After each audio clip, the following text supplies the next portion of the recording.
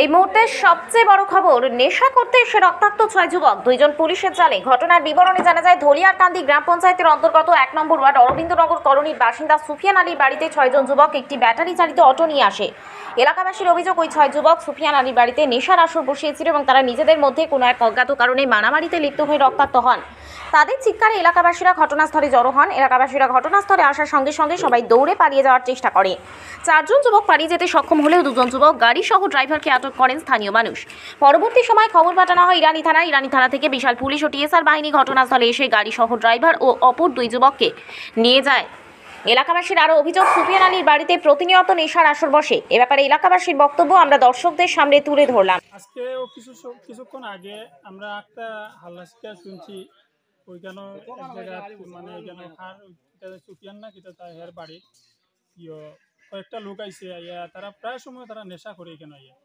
তো তারা এখানে নেশা করে 5-6 জন মিলিয়া এখানে মায়ের পড়ছে, মনে হয় মায়ের পড়িয়া একজন একদিকে গেছে, আর এখানে একজন পড়িয়া তার মাথাও কিছু ফাটছে, আমরা দেখলাম আইয়া আর কি।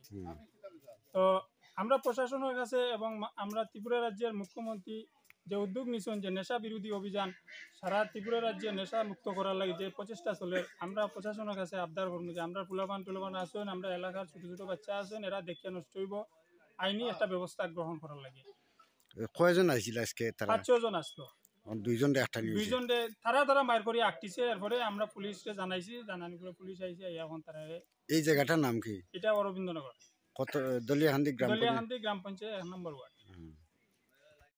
মানে কৈলাসত 4 জন লোক আইছে নেশা খাবার লাগে, মানে তারা ঝগড়া করছে করিয়া এখানে মাথা ফাটাফাটি কিছু হয়েছে। এখন পুলিশ আইছে, এখন তারা আমরা এলাকাবাসী মিলিয়া তারা পুলিশের হাতে দিয়ে দিলাম। আমি ওরাম প্রশাসন করাম আর কি, যে নেশার বিরুদ্ধে মানে সচেতন হওয়ার লাগে খুব ভালো হইব। ঠিক আছে।